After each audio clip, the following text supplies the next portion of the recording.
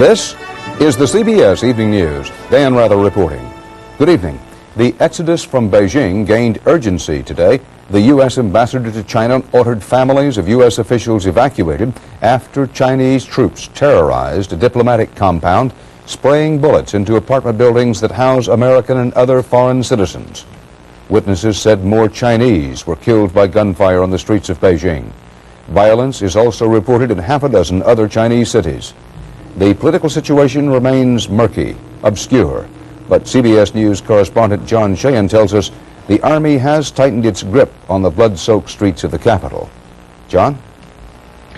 Dan, soldiers in Beijing fired wildly into hotels and foreigners' homes today, and more Chinese civilians were gunned down in the street. The military siege of Beijing looks like it's just beginning. The 27th Army, camped at Tiananmen Square, got fresh troops and supplies today, and thousands of soldiers involved in the slaughter of unarmed protesters marched out. The troops continue to fire at civilians, however. Watch closely. A soldier on a truck waves as if to say, "Stop taking pictures." Then the message is reinforced with a burst of gunfire. In order to resupply, the 27th had to pass through the lines of the 38th Army that only yesterday appeared poised for an attack on the troops who carried out the massacre. The two forces had clearly struck a bargain. Tanks of the 27th withdrew altogether from a key intersection. But as the threat of imminent war between rival army units recedes, there is increasing combat between the military and the people. Nightly attacks with Molotov cocktails and firearms. That war is escalating. Continual wild gunplay has damaged many buildings. Troops sealed off and searched a diplomatic compound, saying that a soldier had been killed by a sniper. When soldiers marching out of Tiananmen reached the compound, they were chanting, "We love the people." Then they laid down a terrifying barrage of fire in the air and into diplomats' apartments, apparently in a trigger-happy attempt to discourage further sniping.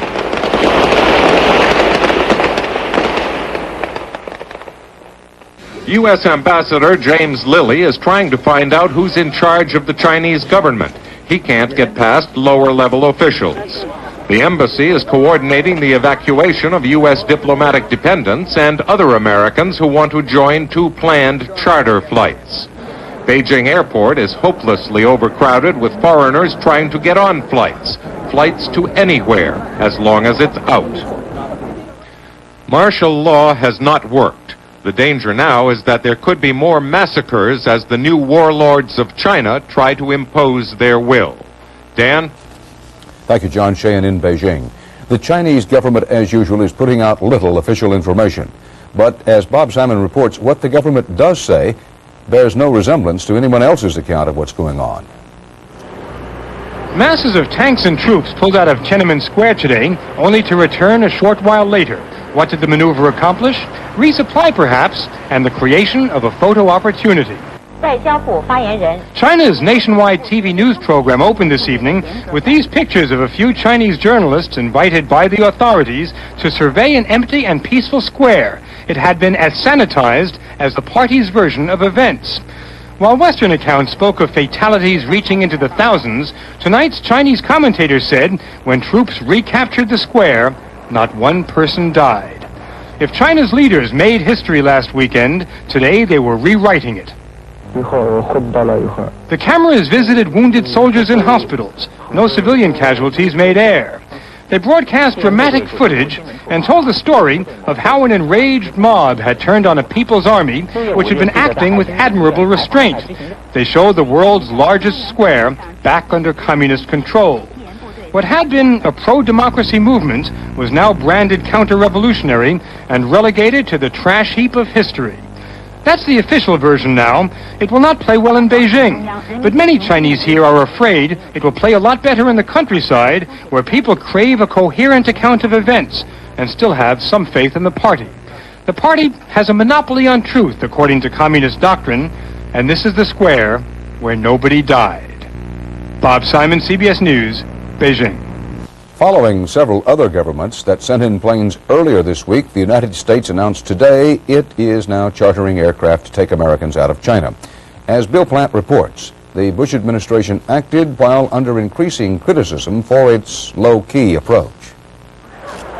As Americans converged on the Beijing airport to escape the deteriorating situation in China, the U.S. government came under sharp criticism for being slow to react. Today, the State Department took action to help U.S. citizens get out of China. The United States government is arranging charters that will supplement U.S. airlines to facilitate the departure of all those who want to leave and all those who have been ordered to leave. The only U.S. citizens ordered to leave are dependents of government employees. The government has no legal authority to order American civilians out of China, but is strongly urging them to go. 3 commercial aircraft chartered by the U.S. government will depart Beijing sometime in the next 12 hours. But Americans who've been trying to get out for the past 4 days wish that help had come sooner. They waited too long. I mean, it's a mess over here trying to get out now. And returning Americans had few kind words for the U.S. Embassy. Every other country's embassy was there picking up their students, and they said to call them if there was trouble. By then it would be obviously too late.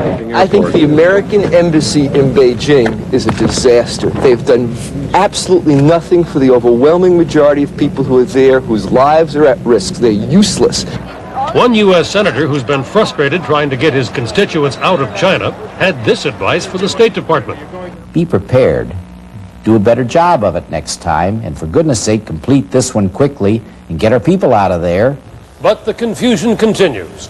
According to officials here, not only does the U.S. government not have a clue which members of the hardline faction are actually in charge in China or what's likely to happen next, but also that the State Department has no record of which Americans have already left, and that it can only guess how many U.S. citizens remain in China. Bill Plant, CBS News, the State Department. President Bush has refused to pull the U.S. ambassador out of Beijing, saying the U.S. government badly needs that contact with the Chinese leadership. Today, reportedly, there was high-level contact between the U.S. ambassador and some Chinese officials. Leslie Stahl has the latest from the White House on that. Leslie? Dan, although there is still great uncertainty as to who is running China, top officials remain out of sight. U.S. analysts here are now assuming that Deng Xiaoping and the other hardliners do have the upper hand and are making the important government decisions. One reason for that assessment is what you just said, a meeting that our U.S. ambassador had with their vice foreign minister, someone officials here say is in the clear line of command. Lilly vigorously protested those shootings at the American compound and was assured that there is no deliberate move to harm Americans. Other evidence the hardliners have consolidated power. Premier Li Peng mentioned on state control radio for the first time since the violence he was attending a ceremonial function. The government has formally condemned President Bush's action in suspending military sales and in granting asylum to that dissident Fang Lijie in the American embassy. White House spokesman say President Bush is certain that the steps he took were the right ones. Dan, no one here is saying that the hardliners have definitely won. President Bush, based on his own experience in China, is telling aides that the more you learn about China, the more you realize you don't understand, and that's because the Chinese want it that way. Dan? Leslie Stahl, thank you. One early casualty of the China crackdown is trade with the United States. Dollars have been flowing into China under liberalized investment rules in the last few years, but now, as business correspondent Ray Brady reports, the tide is turning. Every day now they come pouring off the planes from China. American students, tourists, and U.S. businessmen. People using live ammunition, and after consultation with several members of the business community, the American Embassy, and so on, I decided it's time to leave.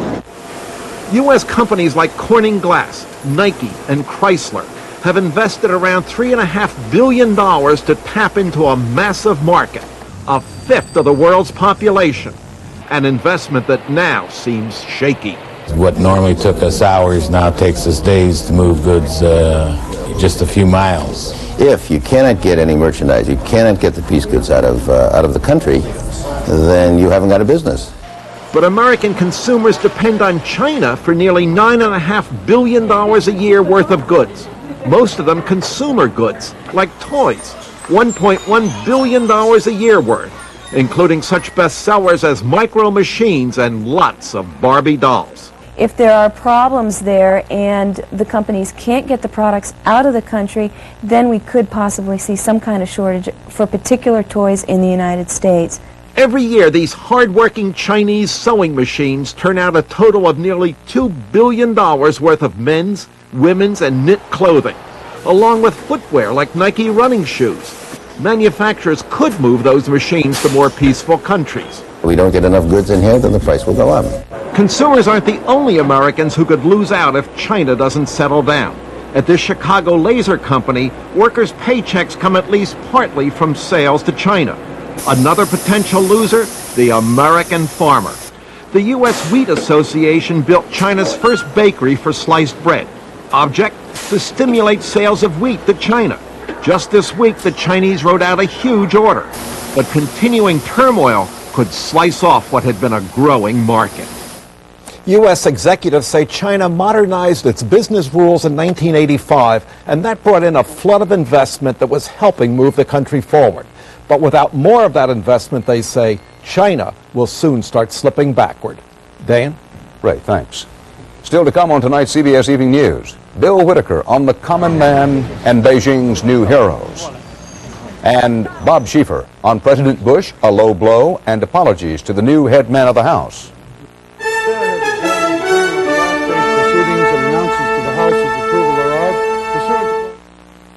We're here to gently remind you that you can depend on your mom. Phillips Milk of Magnesia, the laxative for dependable overnight relief. It helps your body work naturally, so it's gentle. Nobody treats you better than Mom. Mom knows best. Leave it to Mom.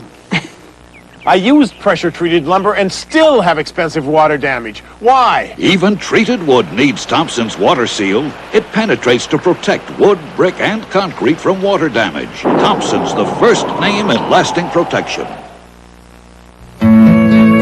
Some heart problems are difficult to detect. But this machine is making a difference. It lets doctors see inside even the littlest hearts to provide the treatment that saves lives. This kind of innovation is typical of Siemens, where our 23 coast-to-coast research and development centers for electronics and electrical engineering are helping to take steps toward a better tomorrow. We are Siemens.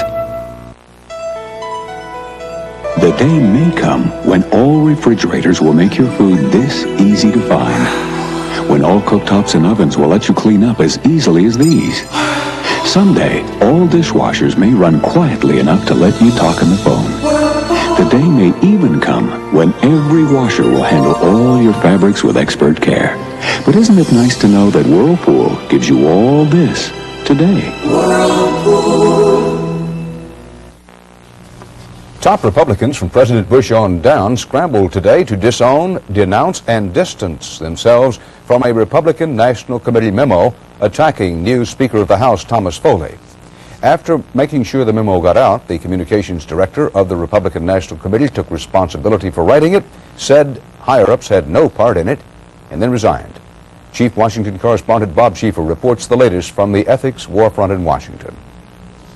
What Democrats called an attempt to smear the new Speaker Thomas Foley with innuendo forced the resignation today of Mark Gooden, an official of the Republican National Committee. Gooden authored the memo released yesterday, which termed Foley out of the liberal closet and compared his voting record to that of Massachusetts' openly homosexual Congressman Barney Frank.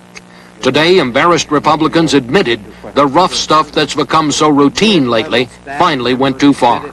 And it was stupid, it was juvenile. Nobody in our leadership, nobody in any responsible position in the Republican Party agreed with it, and he's gone.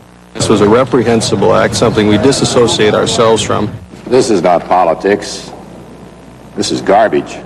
Republican Party Chairman Lee Atwater apologized to Foley, but said the memo was not his doing. This way, I will be spending more time personally viewing what goes out than I have, obviously, I had in the past.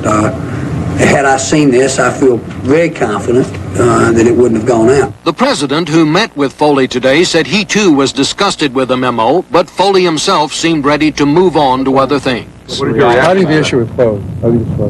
Other Democrats were enraged and said the president must ultimately shoulder the blame himself. They saw it all as part of a pattern begun during the presidential campaign, when they said the president took the high road while others did the dirty work. This good cop, bad cop routine, where you have two heads, one saying let's compromise and let's work together, and the other putting out the most vicious kind of stuff, goes beyond what's known as political dialogue.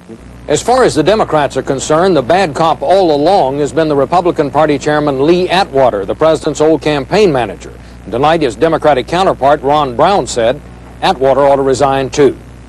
Bob Schieffer, CBS News, Capitol Hill. The first two defendants convicted by a jury in the slow-going investigation of U.S. defense contract fraud inside and outside the Pentagon were sentenced today. Teledyne Electronics Vice Presidents George Cobb and Eugene Sullivan will serve 6 months each in a halfway house. They will also be permitted to continue in defense contract work. Cobb could have received up to 40 years in prison and fined $2 million. Sullivan faced possibly up to 20 years and a $1 million fine. Another jolt to the nation's nuclear power plant industry today. California's Rancho Seco nuclear power plant is preparing for shutdown. The first time a working reactor complex has been voted out of business at the polls. 53% of those turning out for yesterday's balloting voted for shutdown. Rancho Seco board members said they would abide by the public's wishes.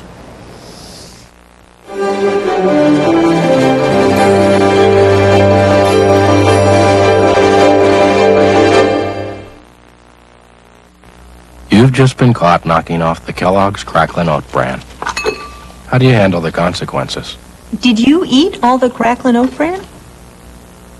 Who, me? Did you eat all the Cracklin' Oat Bran? Did you eat all the Cracklin' Oat Bran? I didn't do it. I did not do it. No, absolutely not. With the crunchy sweet taste of Kellogg's Cracklin' Oat Bran, an open box is an empty box. This is one of 570 million refund locations for American Express traveler's checks. Now you can get a refund virtually anywhere there's a phone. Only from American Express traveler's checks. So if your bank doesn't carry them, go to one that does. Shopping can make you feel terrific when you find fabulous color, fit, and style. But when you also find the Made in the USA label, you feel even better. It's a great feeling. Made in the USA.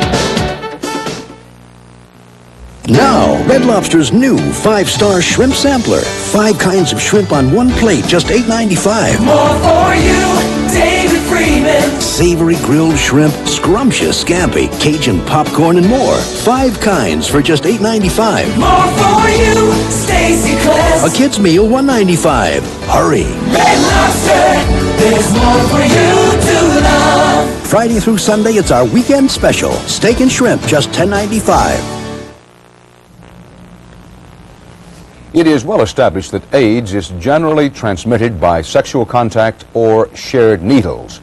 But how children contract this deadly disease poses a lot of problems for doctors.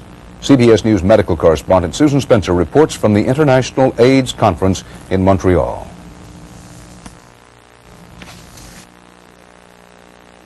Used to it. Since he was born, he's had AIDS, one of 1,500 pediatric cases in the U.S. so far. Well, unfortunately, I see a calamity in front of us, and we have very little support from many agencies. Yet AIDS in children is growing fast, with projections of up to 20,000 cases in the United States by 1991. Many aspects of this small but tragic corner of the AIDS problem baffle doctors. The mothers of most of these children are drug addicts who pass AIDS on to their babies, but not all their babies. Only about a third get AIDS. If you take the same mother, she can give birth once to a child that's infected, and the following pregnancy may end with a child that's uninfected. Further complicating things, at birth, there is no way to know if a child is sick. In fact, there are no discriminating features. If you showed me 2 babies, one in fact infected and one not, I certainly couldn't tell the 2 apart using any tests that I have. So doctors treat them all with what treatment there is. AZT is being tried, but it's toxic, raising questions about giving it to a child who may not even be ill. If you're dealing with an infant, a newborn, we're worried about what will happen 20 years, 30 years, 40 years down the line. Danny takes drugs to boost his immune system, a treatment that's had some success. His grandmother brings him to the hospital, takes care of him, but many kids with AIDS have no one who cares. They may still be drug users, and their priority may be where they're going to get their drugs that day. So that AIDS is not up there. On every level, children pose one of the most difficult problems in AIDS, with sadly, no dramatic new answers yet. Susan Spencer, CBS News, Montreal. In South America, at least 160 people were killed today when an airliner crashed in Suriname. The Suriname Airways DC-8 was trying to land in dense fog at an airport with no radar. About a dozen people survived the crash and were hospitalized with injuries. Among the dead were at least 2 American crew members.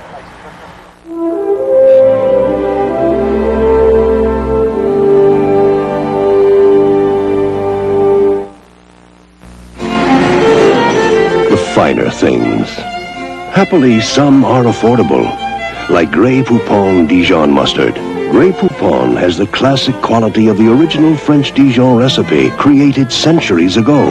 A distinctively delicious taste for meats, salad dressings, and sauces. So enjoy one of life's finer pleasures. Pardon, monsieur, est-ce que vous avez du Grey Poupon? Mais bien sûr. Grey Poupon, one of life's finer pleasures. 95,000 miles and no problems. Because Quaker State exceeds every single car maker's U.S. requirements for maximum engine protection. The big Q stands for quality. Always has, always will. Whoa, whoa, Woolite. When summer wear needs special care, trust Woolite in your machine. Woolite. From sunning wear to stunning wear, whatever clothes need special care, trust in your machine. Of course I killed them. I thought about hiring somebody to kill them for me, but those guys can be really expensive. Believe me, it's easier than you think. I just aimed, shot, and killed those little creeps myself. New Black Flag ant and roach killer kills faster than ever with its exterminator-proven ingredient. Their kind deserve to die. New, faster-killing Black Flag.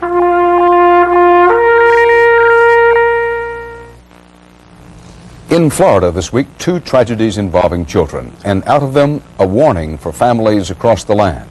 Juan Vasquez reports. For school children, summer is the season of fun. But police say that for households with handguns, summer is the season of danger. Children are very curious at that age, and they like to play with guns. They think it's a plaything, which of course it's not. A gun will kill. In Orlando, a 13-year-old was teaching a friend how to unload a .357 Magnum. The gun went off, and 10-year-old Scott Feltner died of a bullet wound to the head. In Miramar, near Fort Lauderdale, a hysterical 10-year-old boy called an emergency number to say he had shot his sister. My name is Sean Smith. Okay, Sean, take a deep breath. Everyone's on their way. What happened? I didn't know my dad's gun was loaded, and okay, and I shot her. Okay, I didn't mean to. Okay, listen. Okay, who did you shoot, Sean? My sister. I didn't mean to. Okay, Sean, don't worry. Everything's okay. How old's your sister? God, please, okay. But Sean's 8-year-old sister lay dying, shot through the chest. Is she breathing? She's going. Okay, listen. Yeah. Okay, I'm going to get a paramedic. I have a paramedic up here with me. Okay. Okay, is there anybody else home with you? No, I just got home from school. The Center to Prevent Handgun Violence says 2/3 of the incidents occur when children are at home alone. That's why they're more likely to occur during the summer, when school is out. And there are more accidents in Florida and Texas. Experts say up to 300 kids are killed accidentally with handguns each year. And for every one killed, 10 are injured. Police are so concerned they have launched a public service campaign. Help prevent these tragedies. If you must own a handgun, please never store it loaded. Always keep it under lock and key. Your children's lives may depend on it. Police say the tragedy that killed 8-year-old Aaron Smith could have been prevented by the sort of precaution not enough parents take. Juan Vasquez, CBS News, Miramar, Florida.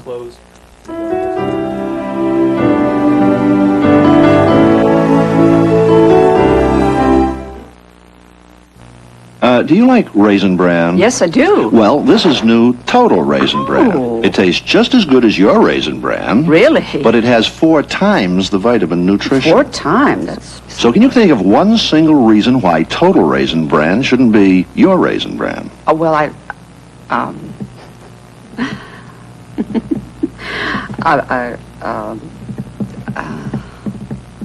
Speechless, huh? The pain is in the back of the head, and like I say, in the temples, and it'll pound. Being a fireman is stressful, so I'd say stress could bring that on real easily. Today, Jim Dahan is trying extra-strength Tylenol gel caps. For pain like his, why take aspirin or ibuprofen when nothing works better than Tylenol gel caps? I feel great.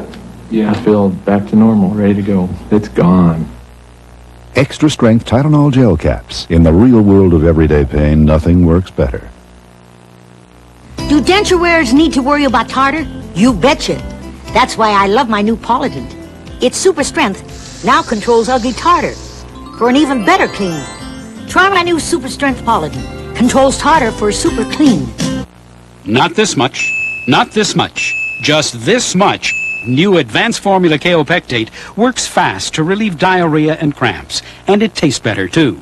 New Advanced Formula Kaopectate. More than ever, the diarrhea specialist. Under the gun in Beijing, the students who survived the massacre have retreated to their campuses. But as Bill Whitaker reports tonight, they have not retreated into fear. One of the goals of their democracy movement, freedom of speech, survived the massacre as well. They came to the wall at People's University today, as they have every day since the pro-democracy movement began.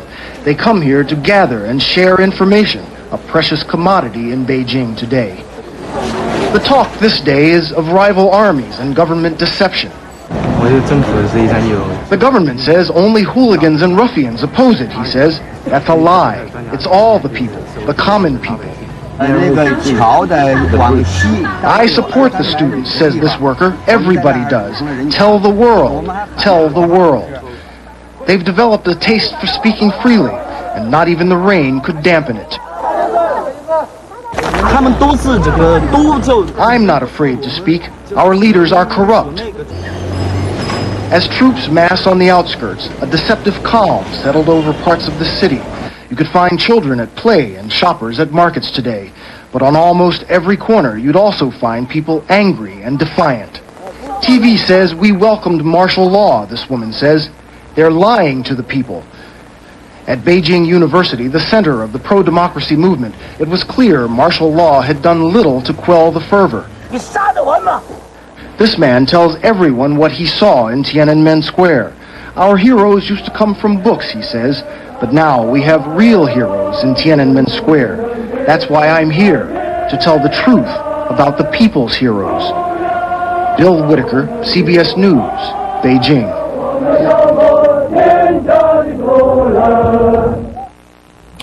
And that's tonight's CBS Evening News. Dan Rather. We continue our commitment to keep you informed of major developments in China. If and when anything happens during the evening, you will see and hear it on this CBS station. See you tomorrow. Good night.